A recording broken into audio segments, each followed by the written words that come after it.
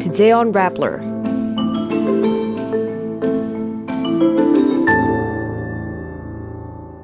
President Marcos orders an investigation into PrimeWater of the Villar family. The Department of Justice will block Harry Roque's asylum bid in the Netherlands. The Philippines and New Zealand sign a visiting forces agreement. And former Kalibo mayor and veteran journalist Johnny Dayang was shot dead at home. President Ferdinand Marcos Jr. will order an investigation into private water utility firm PrimeWater owned by the Villar family. This amid increasing complaints from consumers of poor service nationwide. Malacanang Press Undersecretary Clara Castro says in a press conference, "Ang kakulangan sa serbisyo ay walang puwang sa administrasyon ni Pangulong Marcos Jr. Mag-uutos po ang Pangulo para mag-imbestigahan po ito." Castro told Rappler that the Local Water Utilities Administration will be asked to do the investigation. Local Water Utilities Administration is a government-owned and controlled corporation that supervises water districts. Based on Rappler's tally, around 100 of these districts made deals with PrimeWater during the Duterte administration. Bulacan Province, particularly San Jose del Monte City, was the first to declare multiple investigations into PrimeWater at both the provincial and city levels. Other towns also tried to challenge their PrimeWater deal in court, but failed.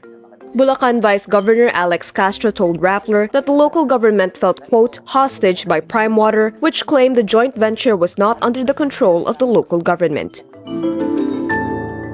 The Justice Department says it will block former presidential spokesperson Harry Roque's asylum application to the Netherlands. Undersecretary Nicholas Felix T. says DOJ Chief Boying Remulla had given him instructions to deal with Rockas' case. In an interview with ABS-CBN, T said he was ordered by Remulla to, quote, notify the government of the Netherlands once the arrest warrant is issued. On April 28, prosecutors charged Roque with qualified human trafficking at an Angeles City Regional Trial Court in Pampanga for his alleged involvement in the raided scam farm in Porac, Pampanga. His case is non-bailable. Apart from him, Cassandra Ong and 48 others who are allegedly owners, officers, or key employees of the Whirlwind Mother Company and the Lucky South 99 Philippine offshore gaming operator were also charged. Roque has applied for asylum in The Hague, Netherlands, as he avoids arrest. But some experts say his asylum request is standing on shaky ground. Upon the issuance of a warrant by the court, the Philippine government can request Interpol to issue a red notice. This red notice alerts Interpol member countries to assist in the arrest of the individual named in the notice. The Philippines and New Zealand signed an agreement on Wednesday, April 30, allowing their militaries to train in each other's countries. Philippine Defense Secretary Gibo Chodoro and New Zealand Minister of Defense Judith Collins signed a status of visiting forces agreement in Malacanang after a courtesy call on President Ferdinand Marcos Jr. Foreign Affairs Secretary Enrique Manalo and New Zealand Ambassador Catherine McIntosh are also present at the signing. Once ratified by the Philippine Senate, the deal will allow the militaries of the two countries to work closer. A status of visiting forces agreement makes it easier to send troops to each other's countries for training and joint exercises.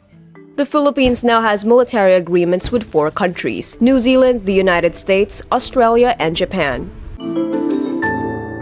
Former Kalibo mayor and veteran journalist Johnny Dayang was shot and killed in his residence in Barangay Andagaw, Kalibo, Aklan on Tuesday evening, April 29. He was 89. The assailants are still unidentified.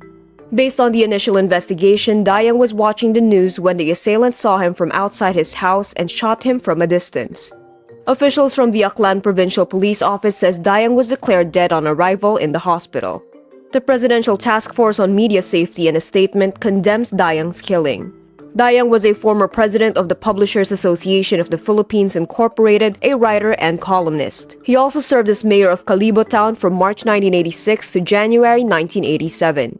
Nelson Santos, the current president of the Publishers Association of the Philippines, condemns the killing and calls for justice in a statement. Pulitzer Prize-winning journalist Manny Mugato expresses his grief over Dayang's death and asked, quote, who would kill an 89-year-old man of peace? As of posting, police are still investigating the reason behind the killing. And that's today's wrap. I'm Kara Oliver. Thank you for watching. Click the link below for the full story. Follow us on Rappler's YouTube, Facebook, X, Instagram, and TikTok.